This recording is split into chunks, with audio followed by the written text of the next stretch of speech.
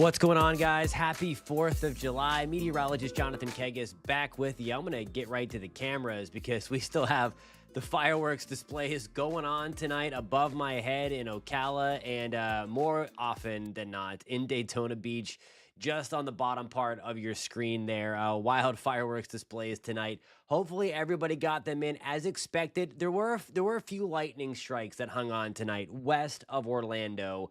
Most of that, as expected, was down, hanging on to the more moderate rain a little bit longer than I anticipated. But the scattered showers we thought would impact some of the fireworks shows, and they are still there tonight, mainly west of Orlando. Hope everybody is having a fun and safe July 4th. We are going to get all into this rain.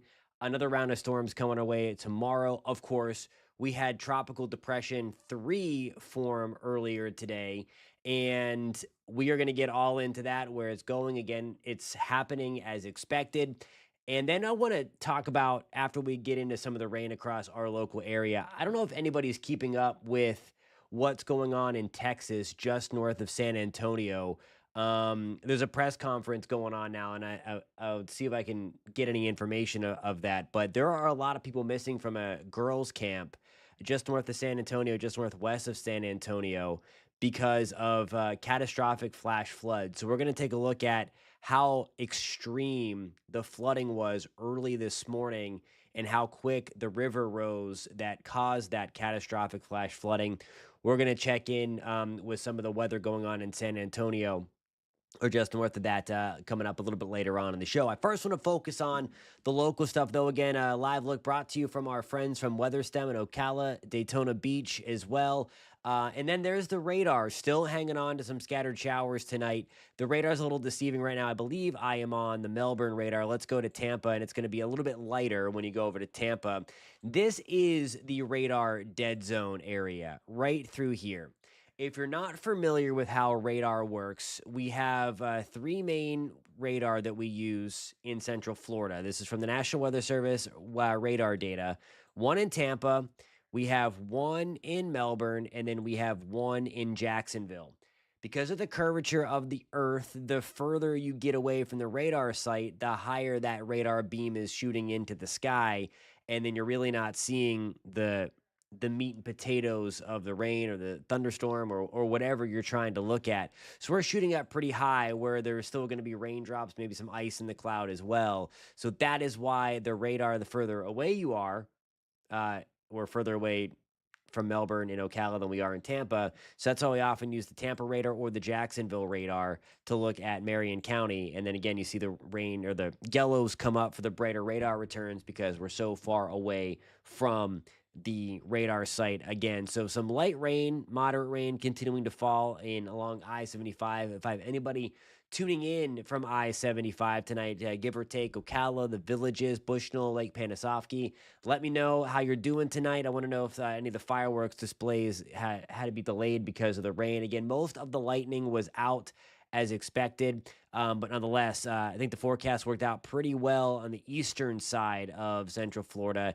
This junk hanging on a little bit longer than what I was anticipating. Maybe I was wish casting a little too much. Orlando technically has one. It's a very weak one, but it's at the airport. They have the airport radar that we can dial into as well. And the state had talked about a couple of years ago putting a bunch of radars from Flagler County all in through here. That was a couple of years ago now, and they still have not become online. So I don't know what happened with that project, but those would be super helpful there because I mean, if we did have a WS 88D, that's what they're called. Those were built in 1988, so that's why they're called the 88Ds. And then they were upgraded after 2013 with a dual polarization. And if research is allowed to continue, there's going to be another big time update coming to the weather radar. But as you may know, and this is a story for another time, a lot of that research is under attack right now. And that's not going to be a good thing for the future of weather detection and weather forecasting and all of that stuff. But as far as tonight goes, we have the rain coming down still along the I-75 corridor tonight. I want to show you the future radar first, and then we're going to get into some of the stuff that's happening in Texas, and then we'll get into Tropical Depression 13. But this is what we could be waking up to tomorrow. Still in a juicy air mass because of that storm that's now Tropical Depression 13 hanging off our coast. It continues to send back that tropical moisture in our direction and allow for more storms to get going. And the same deal again tomorrow. Few storms popping in the afternoon, eastern Seminole County. Those drop from north to south. And then things really begin to fill in again. Afternoon, evening, almost a carbon copy of today. A little bit different, but still hanging on to the fireworks going on every now and then. It amazes me how many fireworks are going off. You can hear them at the station. I'm sure you can hear them at your house as well. Just a wild night again, as to be expected in Florida on the 4th of July. Just make sure you're being safe if you're heading out to light out the fireworks. Did you hear the deal in Seminole County tonight, Sanford? This is a radar picture from 4:30, and Sanford's fireworks display had to be canceled tonight because lightning struck the mechanism and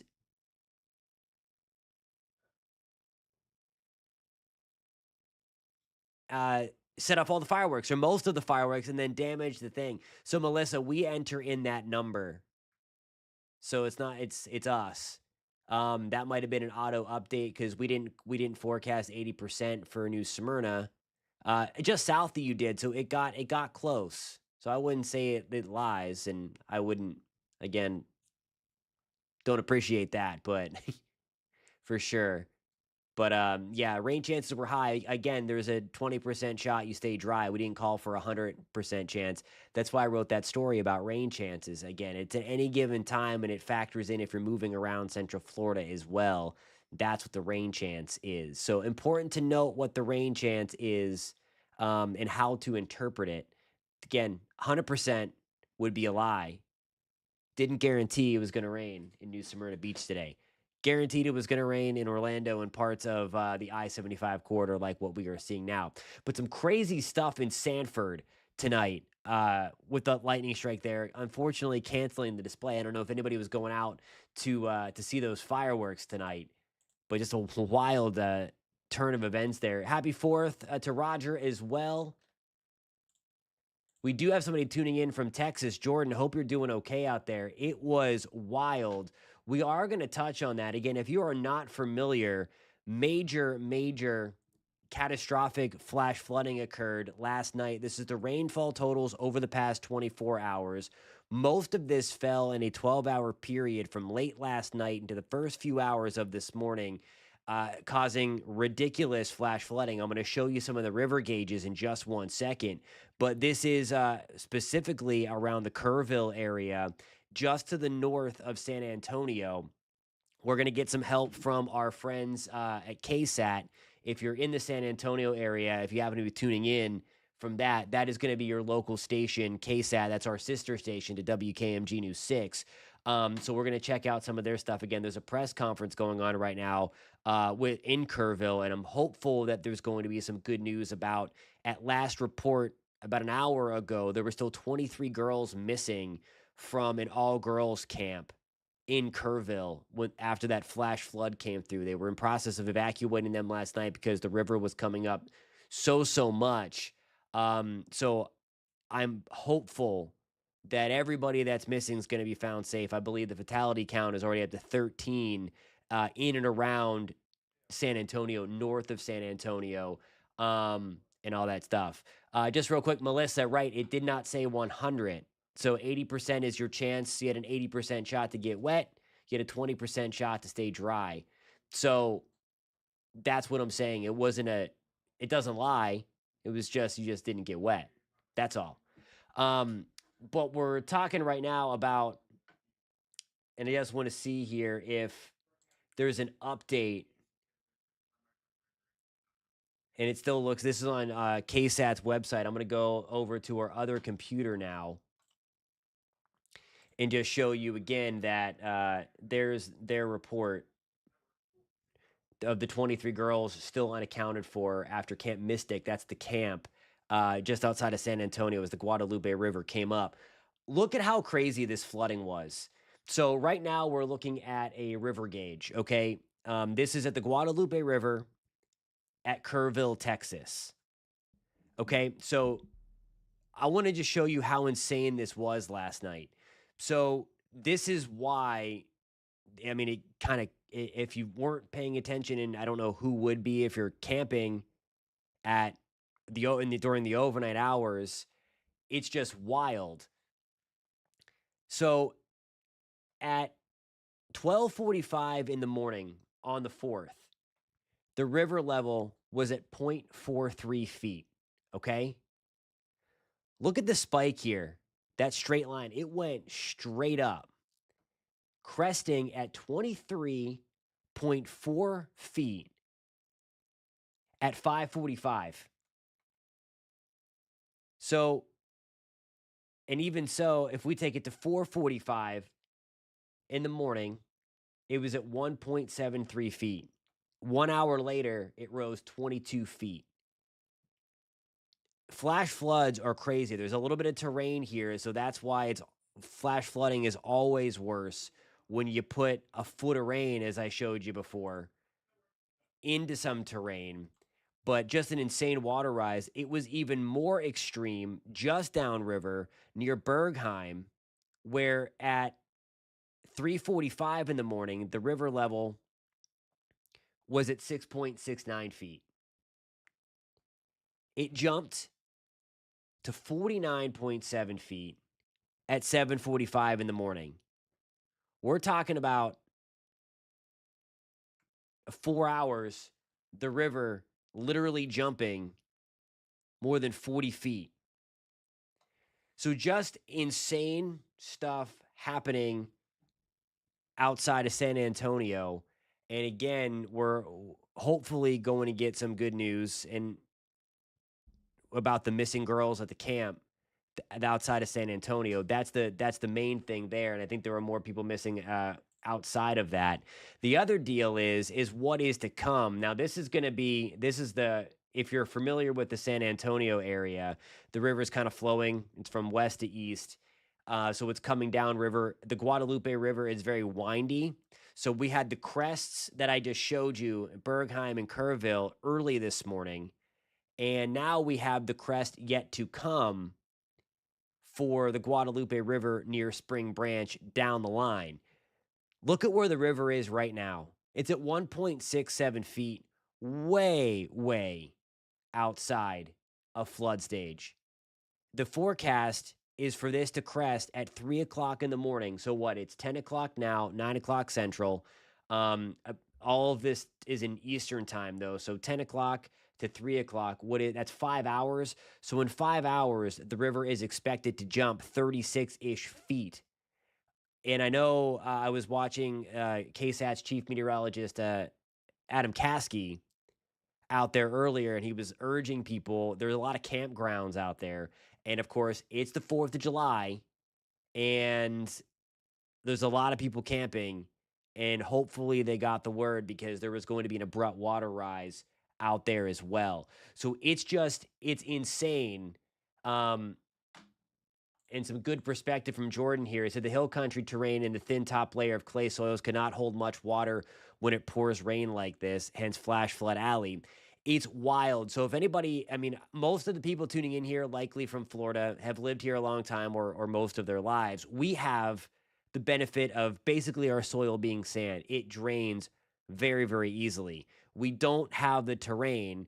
And as Jordan's talking about here, not only do they have the terrain, which causes more runoff, they also don't have the best drainage when it comes to the type of soil that they have. So that means everything when you're talking about a flash flood event like this. Just absolutely terrible what's going on out there. We're hoping that they find everybody missing safely.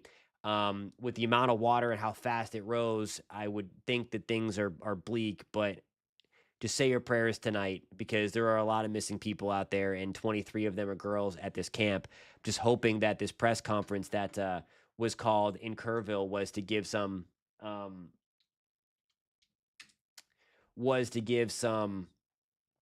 positive updates here. I'm actually going to check the KSAT Twitter account real quick while we're live here. I just wanted to see because they're reporters and meteorologists are obviously following this very, very closely. They're at the press conference, and I'm sure that they would be live tweeting it. And nothing just yet. So that press conference might not have started. So we'll check in on that, but that's something to follow over the weekend. And hopefully we get some positive news out of that. Okay, the other kind of breaking slash just breaking because it was noteworthy is Tropical Depression 3. In that form today, we were talking about this at length last night. We said that most of the ensemble members and most models were latching on to a likely tropical depression before it came ashore in along the Carolina coastline. Well, there you have it. It's this. It doesn't look as good, and I'm saying good for the storm. We don't like it when things look good. Off the Florida coastline, and it's moving away from Florida. It's moving up the Carolina coast, and then it's eventually going to come back in and make a landfall around Charleston. Now, the center of this thing, it's not very stacked. That's a good thing again. It looked impressive. It was firing off some thunderstorms around its mid-level center. Hurricane hunters found the wind speed to classify it. They found the organization to classify it when they were in there earlier this afternoon. But as it lifts to the north, it's going to be encountering wind shear, and it's likely going to keep the low-level center and mid-level center disconnected. So while that's happening, or while that is disconnected, it can't really intensify. There was the 5 o'clock advisory, and I don't know why it says remnants of Barry on the name. It should say Tropical Depression 3 up there. Let me just make sure all my labeling is working here, because that should say Tropical Depression 3. Barry is long gone.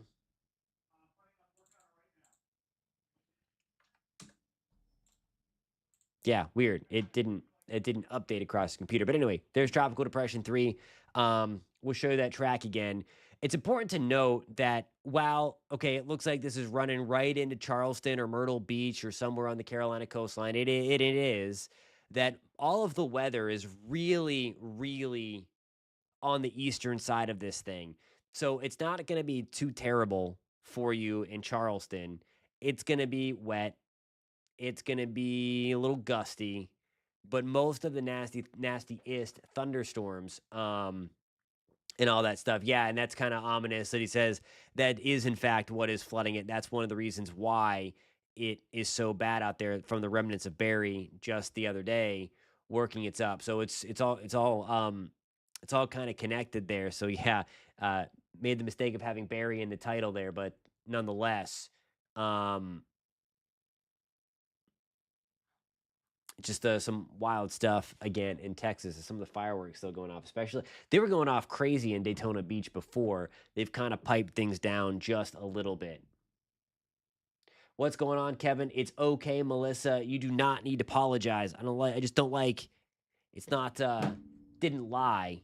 Again, that's just there was an 80% chance. It's a forecast, and there was rain just south of you today and just north of you. So around you did get rain today.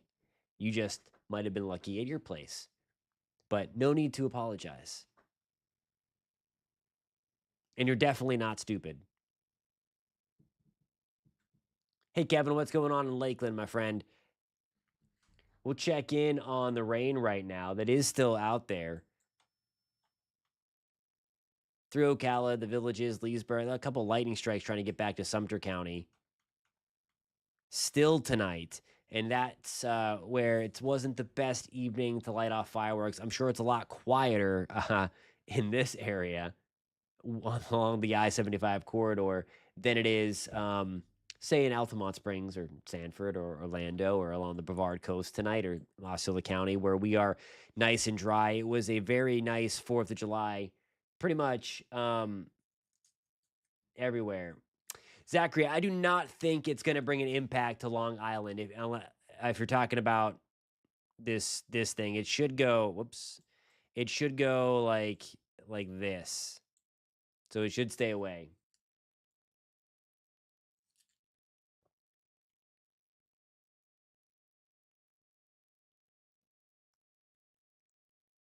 So I think you'll be okay in all that stuff. In all that,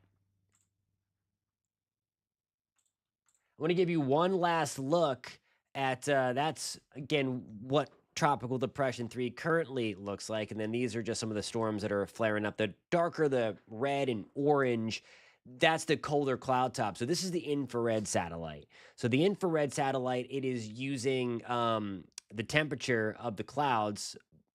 Temperatures decrease with height. So the colder the clouds, the more intense the thunderstorms are. So that's how we can see things even when the sun is down. The visible satellite imagery is dark. We need the sun to illuminate things. So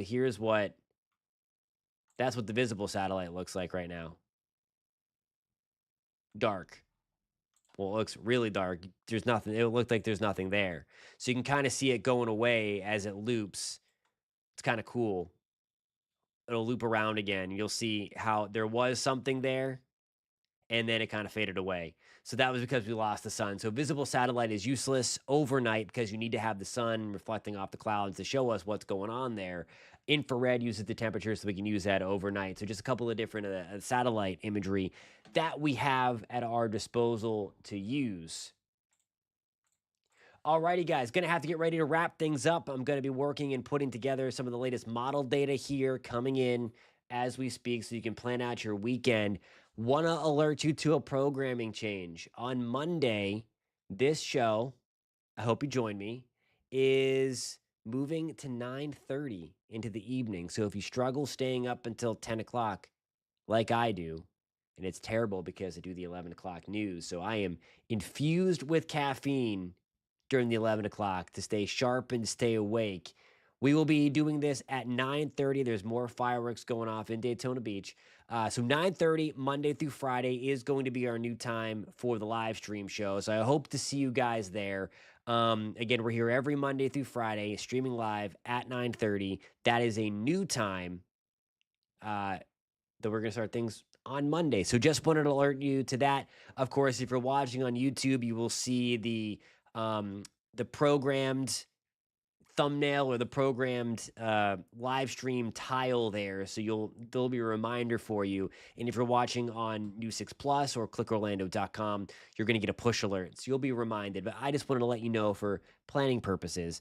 And I hope that you will be there. Of course, Monday is also Tropics Watch newsletter day. So Mondays have a heavy tropical flavor. Even when there's not a lot going on, we really dissect some things. We talk about, okay, if something's going to happen in the next couple of weeks or a couple of months or what we think is going on with the season so far, and just stuff like that. So we do break down the tropics a little more in detail, even when it's quiet, just because Mondays when my newsletter comes out. And if you want to sign up for that newsletter, that is clickorlando.com/newsletters, and then find the Tropics Watch newsletter. That's delivered to your inbox at about 7 o'clock ish Monday evenings. And then we talk a lot about what was included in that newsletter live. If you have any questions, again, this is interactive. It's Q&A kind of thing. We just like hanging out, shooting the breeze about the weather. So glad to have you guys here on the 4th of July. I hope you all are having a great night. I hope you all have a fun and safe 4th of July weekend. I heard my producer say there's already been some fireworks injuries in Broward County tonight. Please, please, please, if you're planning on doing that, be careful, be smart. 'Tis the season. It happens every year, unfortunately. But please be safe and please watch out for some lightning. We do still have some rogue lightning strikes out there where there were 3 more people struck today on St. Pete Beach. Please, there's been way too many lightning strikes this year of people. Have to pay attention. I know it stinks. I know it stinks to stop what you're doing. Believe me, it's annoying. You're having fun outside and you see the dark clouds and you hear the thunder. You need to get inside. It's not worth it. It is just not worth it. I know, believe me. It just comes with the territory, though, this time of the year. Alrighty, guys. I always do this. I say I'm heading out, and then I talk for another 10 minutes. I got to run. Got to get the 11 o'clock show ready. Please join us over there. That's going to be News 6 at 11, CBS affiliate. WKMG out of the greater Central Florida area. If you've never checked us out before, please come out over there. We'd love to have you along for the ride as we break down your weekend forecast. And I'm happy to see rain chances do go down a little bit on Sunday. We'll get you through tomorrow. I'm going to show you that latest high resolution future radar so that you can plan your day. Thank you guys a ton for tuning in. I really appreciate it. We'll catch you soon. Have a great night. Happy 4th of July.